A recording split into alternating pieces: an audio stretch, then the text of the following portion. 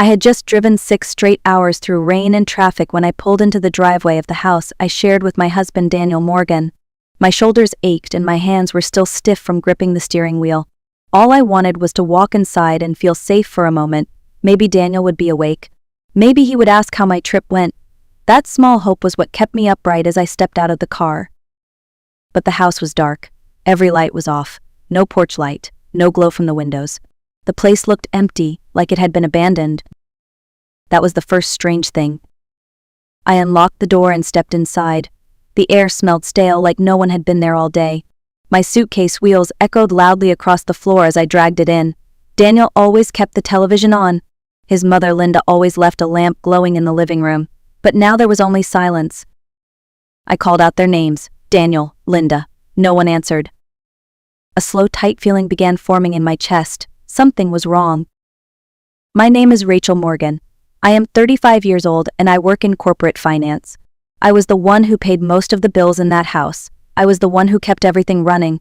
And yet in that moment, standing in the dark living room, I felt like a stranger in my own life. I walked toward the kitchen, hoping to see at least one sign of them. That was when I noticed the white paper sitting on the table, held down by a salt shaker. My heart started beating faster as I reached for it. I had no idea that one small piece of paper was about to destroy everything I thought I knew about my marriage and my family. I picked up the paper and recognized my husband Daniel's messy handwriting immediately. Next to it was the sharp and careful writing of his mother Linda. They had both signed it, as if what they were saying was perfectly normal. The message was short but cold. It said that they needed a vacation to clear their heads. It said they had gone away together and would not be answering their phones. And at the bottom, almost like an afterthought, it said that I should take care of the old woman in the back room. That old woman was Daniel's grandmother, Margaret Hale. My fingers started to shake as I read the words again. They did not ask how she was doing. They did not leave instructions for food or medicine. They simply walked away and left her behind like a broken piece of furniture. I felt something sharp twist inside my chest. A mix of fear and anger rose up so fast it made me dizzy. Margaret had suffered a stroke 3 years ago. She could barely walk. Most days she barely spoke. She depended on others for everything. And now she had been left alone. I looked at the time on my phone. It was almost midnight. That meant Daniel and Linda had been gone for nearly 2 full days. 2 days without water, 2 days without food, 2 days without help. I dropped my suitcase and ran down the hallway toward the back room. My legs felt heavy but my heart was racing. I was terrified of what I might find. As I reached for the door handle, one terrible thought kept repeating in my mind. What if I was already too late? I pushed the door open and a foul smell hit me right away. The room was small and dark, with no window open and no fresh air. It smelled like sweat and old sheets and something much worse. My stomach turned. In the center of the room was a narrow bed. On it lay Margaret Hale. She looked nothing like the woman I remembered. Her skin was dry and pale. Her lips were cracked. Her chest moved up and down in shallow, uneven breaths. For a moment I thought she was already gone. I rushed to her side and touched her hand. It was cold, too cold. "Oh my God," I whispered. I ran back to the kitchen, filled a glass with warm water and grabbed a spoon. I came back and gently lifted her head, sliding small amounts of water between her lips. At first she did not react. Then she coughed weakly and swallowed. I kept giving her water slowly, afraid of hurting her. Tears streamed down my face as I watched her drink like someone who had crossed a desert. After that, I brought a towel and cleaned her face and hands. I changed her clothes using the cleanest ones I could find.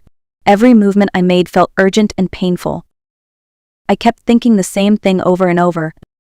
How could Daniel do this? How could Linda do this? These were her own family. As I worked, guilt crushed my heart. I had gone on a business trip to earn money for that house. Money that paid for Daniel's lifestyle. Money that was supposed to help take care of Margaret. And while I was gone, they had left her to die.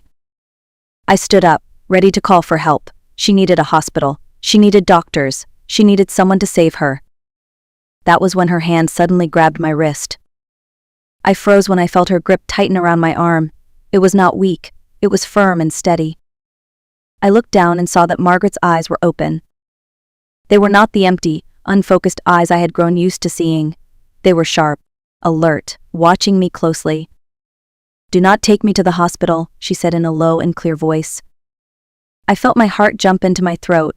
For a second I wondered if I was hallucinating from exhaustion. Margaret had not spoken a full sentence in years.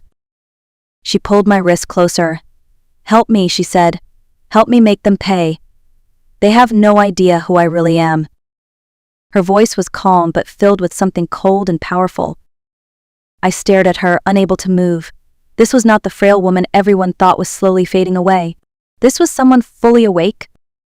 She told me to lock the door and close the curtains. I did it without thinking, my hands shaking.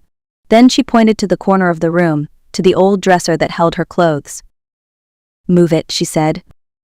I hesitated, but the look in her eyes made me obey. I pushed the dresser aside and saw a small section of the floor that looked different from the rest. "Lift that board," she said. I bent down and used my house key to pry it open. What I found underneath would change everything. Under the loose floorboard was a narrow hidden space. Inside it sat a small wooden box, old but carefully polished. It looked completely out of place in that dirty little room. Margaret told me to bring it to her. My hands were shaking as I lifted the box and placed it on her lap. She opened it with slow but confident fingers.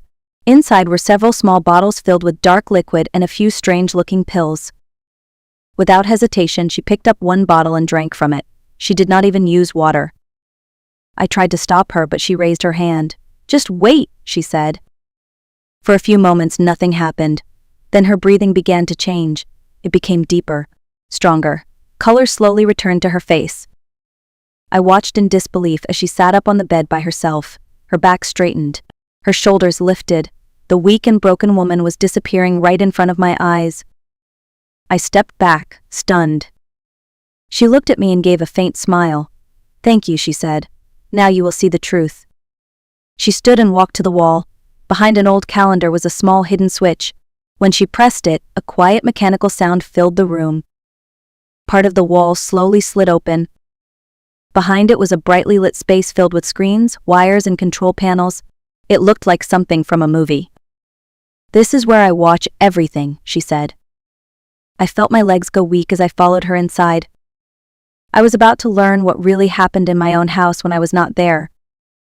The room behind the wall was cold and bright. Several screens covered the far side, each one showing a different part of the house. The living room, the kitchen, the hallway, even the front yard. Margaret sat in a chair in front of the monitors like someone who had done this many times before. She clicked a button, and one of the screens filled with a recording from earlier that morning.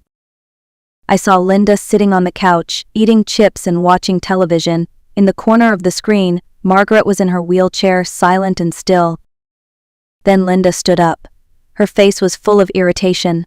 She walked over to Margaret and kicked the wheelchair hard. I gasped when I saw Margaret's body jerk from the impact. Linda leaned down and shouted at her. The microphone picked up every word. She called her a useless burden. She cursed her for wasting money. Then she spit on the plate of food and forced it toward her mouth. I covered my face with my hands, shaking. Margaret did not stop the video. She played another one. This time it was Daniel in the living room with a woman I recognized as his so-called cousin, Olivia. They were sitting close, too close. Daniel laughed and put his arm around her. He told her that once the old woman died, everything would belong to him. He said I was nothing but a paycheck. He said he would throw me out and marry Olivia. Then Olivia asked about the medicine he was giving Margaret. Daniel smiled and said it would slowly make her weaker until she passed away. I felt like my heart was being crushed.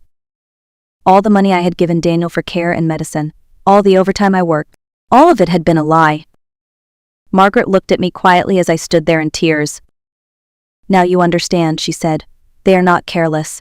They are killers." Something inside me hardened.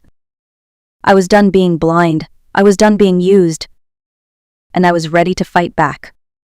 Margaret turned off the screens and looked at me with a calm, steady gaze.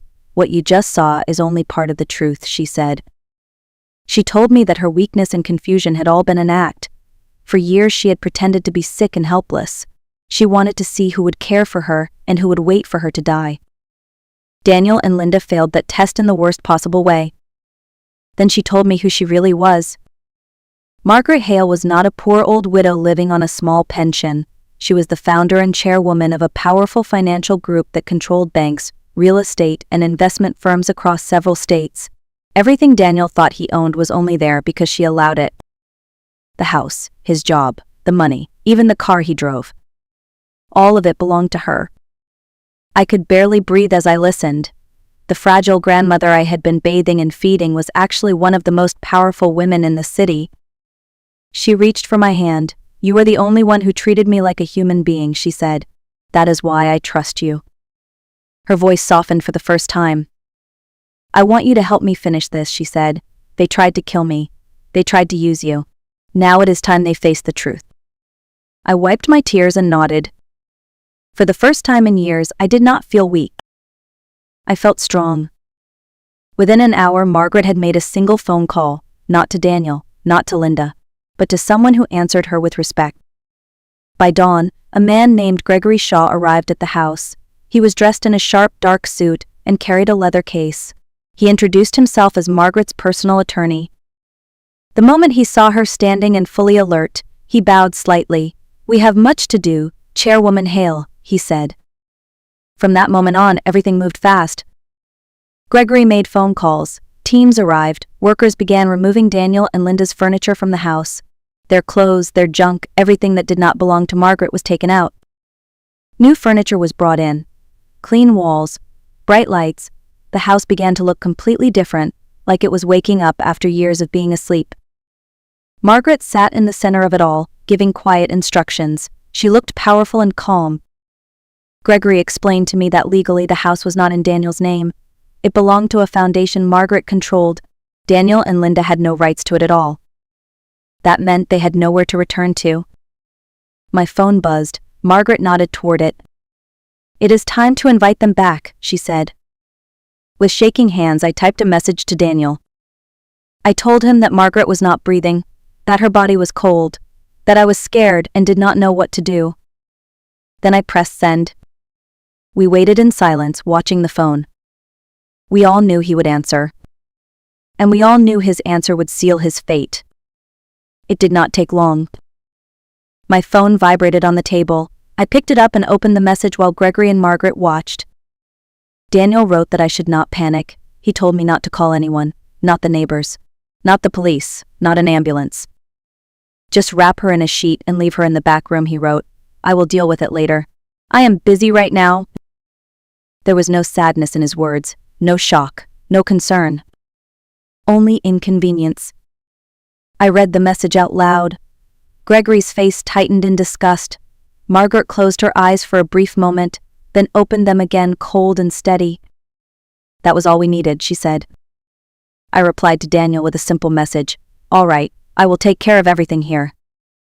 Then I put the phone down. The trap was now complete. They believed they had won. They had no idea they were walking straight into their own destruction. That night, the house was completely dark again. The new furniture, the polished floors, the elegant curtains were all hidden in shadow. Only a few small lights glowed quietly in the corners. Margaret sat in a tall armchair in the living room. She looked nothing like the sick old woman they had left behind. She was dressed in a simple but elegant suit, her silver hair neatly styled. Gregory stood nearby, calm and silent. I sat beside her, my heart beating fast. We heard the sound of a car pulling into the driveway. Then voices: Daniel, Linda, and Olivia. They were laughing, complaining about the long drive, talking about food and showers. The front door opened. Daniel stepped inside first, dragging his suitcase. Linda followed, then Olivia. The room was still dark. "Rachel," Daniel called. "Why is it so dark in here? Where are you?" I did not answer. He found the light switch and flipped it on. The crystal chandelier lit up the entire room. They froze. Their eyes moved across the shining floors, the new furniture, the tall windows, and finally to the center of the room. Margaret sat there calmly, holding a cup of tea. Two large men in black suits stood behind her. Linda screamed and dropped her bags. Olivia stepped back in shock. Daniel's face turned pale. "Grandma," he whispered, "what is this?" Margaret slowly placed her cup down. "If I were really dead," she said, "you would already be rich. But here I am." Daniel turned to me in panic. "Rachel, what did you do? What is going on?" I stepped forward. "You are standing in a house that does not belong to you anymore," I said. "You never owned anything here?" Gregory walked out of the shadows with a folder in his hands. "Good evening, Mr. Morgan," he said. "Allow me to explain your situation." Their vacation had just turned into their worst nightmare. Gregory opened the folder and began to speak in a calm professional voice. He explained that Margaret Hale was the legal owner of the house, the land, and the company where Daniel worked. Daniel had only been given his job because of her kindness. Daniel tried to laugh it off, but his hands were shaking. Then Gregory told him that his accounts had already been frozen. His company had terminated his employment. His credit cards were canceled. Daniel pulled out his phone and stared at the screen in disbelief as notification after notification appeared. "Fired. Account frozen. Access denied." Linda began to cry. Olivia slowly stepped away from Daniel. Margaret watched them without emotion. "You left me to die," she said. "You poisoned me. You stole from me. Now you will face the consequences." The door to the side of the room opened. Police officers walked in. Daniel dropped to his knees. Linda screamed. Olivia tried to run, but a guard blocked her path. The officers read their rights and placed handcuffs on Daniel and Linda. Olivia was taken as an accomplice. I watched as the people who had ruined my life were led away. For the first time in years, I felt free. Their lives were over. Their power was gone. And the truth had finally caught up with them. 3 months later, the world looked very different for all of us. Daniel and Linda were no longer living in that comfortable house.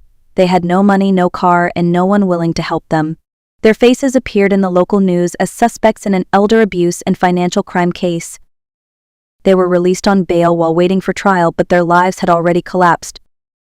I saw them one afternoon while driving through the city. They were sitting on cardboard outside a closed store, wearing dirty clothes and arguing over a small box of leftover food. They looked older and weaker, nothing like the people who once controlled my life. Daniel saw my car and tried to chase after me. He shouted my name and begged for forgiveness. I did not stop. I did not look back. The woman who once cried herself to sleep was gone. In her place was someone who finally knew her worth. Sometimes justice does not come slowly. Sometimes it comes all at once and changes everything. 1 year later, the judge finally delivered the verdict. Daniel was sentenced to 12 years in prison for attempted murder, elder abuse, and financial crimes. Linda received 10 years for her role in poisoning and neglect. Olivia, who had testified against them, avoided a long sentence but lost everything she had. I did not feel joy when I heard the verdict. I felt something quieter and deeper. Closure. Margaret Hale was now living peacefully in a beautiful home surrounded by people who actually cared about her. Her health had improved, not because of medicine, but because she was finally safe. I had taken over leadership of her foundation, which helped abandoned seniors and struggling families. I was no longer just surviving. I was building something meaningful. The pain of the past had not disappeared, but it no longer controlled me. Some wounds turn into wisdom. Some betrayals turn into strength. And some endings are really new beginnings. Margaret and I often sit together in the garden now, drinking tea and watching the sunlight move across the flowers. Sometimes she tells me stories about her youth. Sometimes we sit in silence. Both feel just as peaceful. One afternoon she took my hand and thanked me for coming back that night. She said that if I had not returned when I did, her story would have ended very differently. I told her the truth, that helping her had also saved me. It showed me that kindness is not weakness. It is power, real power. For anyone listening who feels trapped in a toxic family or a painful relationship, remember this. You are not powerless, you are not invisible, and you deserve respect. If this story touched you, please like and share it so more people can hear it. Subscribe to The Art of Revenge for more true-to-life stories about strength, justice, and healing. And in the comments, tell me where you are watching from and what time it is. I love seeing how far these stories travel. Thank you for being here with me. See you next time. My name is Dr. Lauren Ellis, and I was told not to come home for Christmas. The call came 3 days before Christmas. I had just gotten home from a long shift at the hospital, already exhausted but still smiling as I looked at the packed bag by my door.